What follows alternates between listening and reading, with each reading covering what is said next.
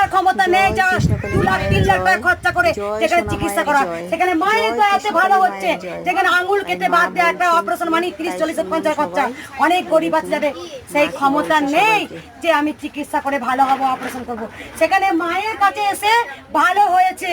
তাই যখন মায়ের প্রতি এত অত্যাচার হয়েছে তখন ভক্তরা একটা হতাশা হয়ে গেছে, হে মা আমরা মঙ্গলা মাকে হারিয়ে ফেলবো না তো, আমরা কৃষ্ণকালী মাকে হারিয়ে ফেলবো না তো। কত দুস্থ অনাথ এসে মায়ের কাছে ভালো হচ্ছে, যাদের বেবি নেওয়ার ক্ষমতা নয় ডাক্তার দেখিয়ে তারা মায়ের কাছে এসে সন্তান পেয়েছেন।